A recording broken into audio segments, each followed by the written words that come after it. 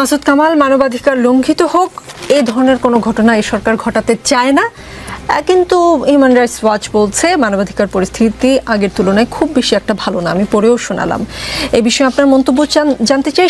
এই একই সঙ্গে জাতিসংঘের প্রতিবেদনে বলা হয়েছে সাবেক প্রধানমন্ত্রী শেখ হাসিনা 2024-এর গণহত্যার সরাসরি নির্দেশদাতা। বিবিসি, আল জাজিরা তথ্যচিত্র বানিয়েছে। তারা দেখিয়েছে শেখ হাসিনা আন্দোলনকারীদের প্রাণঘাতী অস্ত্র ব্যবহার করে হত্যার নির্দেশ দিয়েছেন। আওয়ামী লীগের কর্মী সমর্থকরা অনেকেই বলেন দলটির এবং নেতৃত্বের ভুল হয়নি, তারা ষড়যন্ত্রের শিকার। তাদের অনুতাপ অনুশোচনা নেই কেন, এই প্রশ্ন করেন যারা। তাদের জন্য আপনার কাছে কোনো উত্তর আছে কিনা? এখানে দুটো জিনিস আমি মাঝে মাঝে বলি, বুঝছেন, বাংলাদেশে একসময় তো আওয়ামী লীগ ফিরে আসবে, এবং আমার ধারণা এই বর্তমান যে নেতৃত্ব আছে, যে করাপ্ট লিডারশিপ যারা আছে, এদের নিয়েই ফিরে আসবে। এবং এই আসার পেছনে সবচেয়ে বড় ভূমিকা রাখবে ডক্টর ইউনূস নিজে। ডক্টর ইউনূস যে সমস্ত কাজকর্ম করতেছেন আওয়ামী লীগের ব্যাপারে, এটা আওয়ামী লীগকে ফিরে আনার ব্যবস্থা করতেছেন উনি। এই আওয়ামী লীগ একটা রিফাইন্ড হতে আসতে পারতো, মানে এই নেতৃত্বকে বাদ দিয়ে আওয়ামী লীগ আসতে পারতো, কিন্তু সেই জায়গাটা বন্ধ করে দেওয়াতে এখন এদেরকে নিয়ে আওয়ামী লীগ ফেরত আসার একটা ব্যবস্থা হয়েছে। দেখেন শেখ হাসিনা, ওনার যে পুরা মন্ত্রী পরিষদ, ওনার যে সেন্ট্রাল কমিটি আওয়ামী লীগের, এই প্রত্যেকটা লোক এই দেশটাকে ধ্বংস করছে। আমি এই প্রত্যেকটা লোকের মধ্যে একজন লোককে আমি কিন্তু মানে বেনিফিট অফ ডাউট দেবো না। এই প্রত্যেকটা লোককে যদি আপনি মানে বাদ দিতে পারতেন, যে এই প্রত্যেকটা বাদ দেওয়া দরকার নাই, তোরা বেটা আওয়ামী লীগ কর, কিন্তু জেলে যা আগে। তুই যে অপকর্মগুলি করছ তার জন্য তোমার শাস্তি হবে।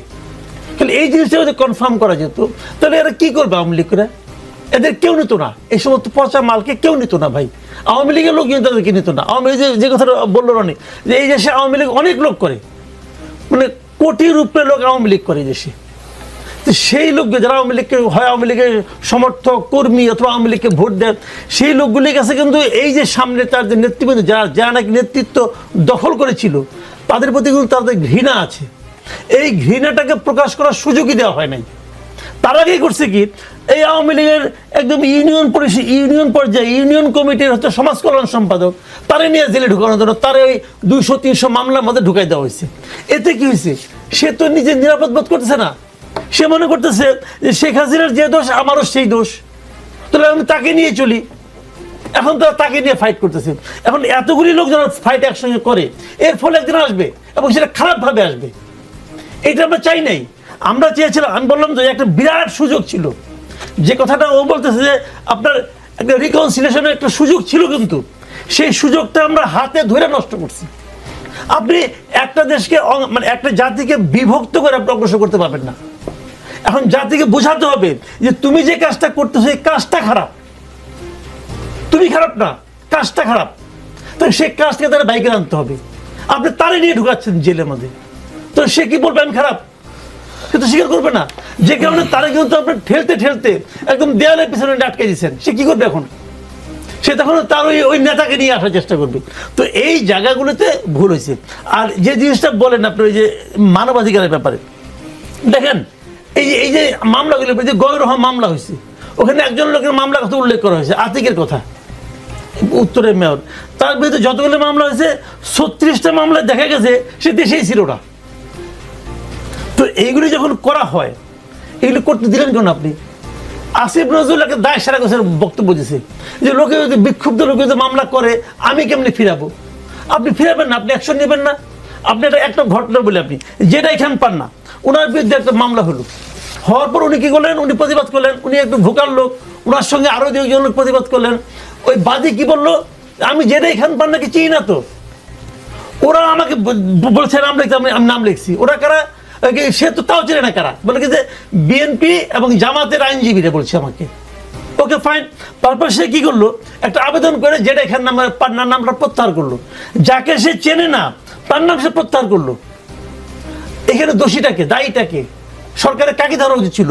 ওই যে 2 আইনজীবী যারা তাকে যে মামলাটা করাইছে, এই বাদী তো কোনো খবর রাখে না ভাই। দুষ্ট তো ওই 2টা, ওই ক্রিমিনালগুলিকে ধরতে পারছেন? ধরেন নাই।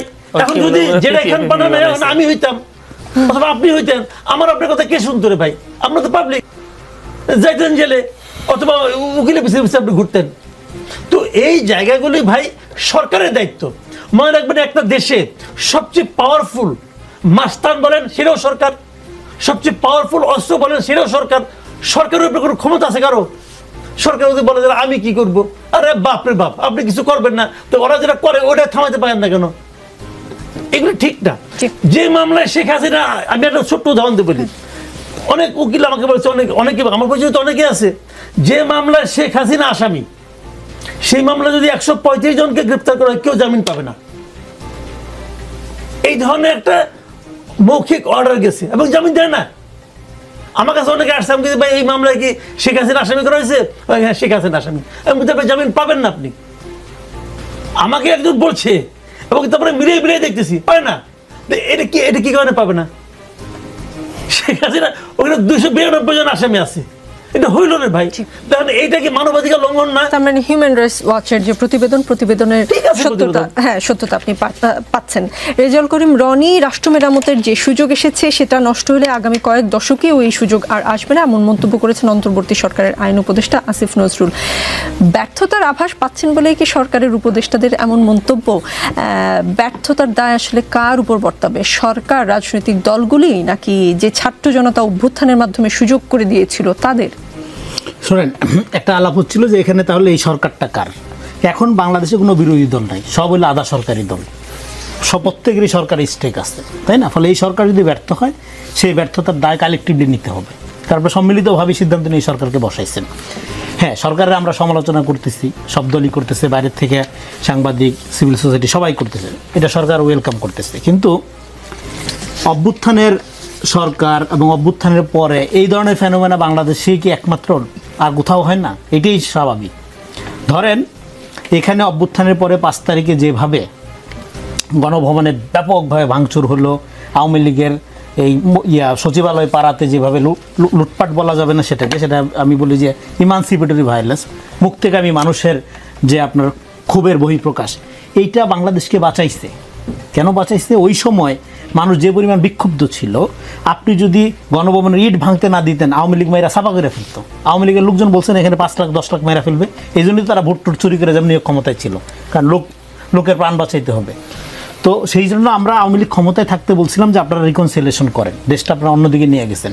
এবং ডক্টর মোহাম্মদ ইউনূস, উনি একটা গ্লোবাল ফিগার, এটা যদি নেলসন ম্যান্ডেলার মতো লোক আপনার ইয়াতে পারে, সাউথ আফ্রিকাতে পারে, বাংলাদেশে ডক্টর ইউনূস কেন পারবেন? এটা সময় লাগুক, এটা রাতারাতি হয়ে যাবে তা না। এটা যেন একটা কমিশন করে আপনি এখন শুরু করেন, পরবর্তী সময় যারা আসবে তারা এই দায়িত্ব পালন করবে। দেখেন, বিখ্যাত একটা কথা আছে, ভিকটিম বিকাম কিলার্স।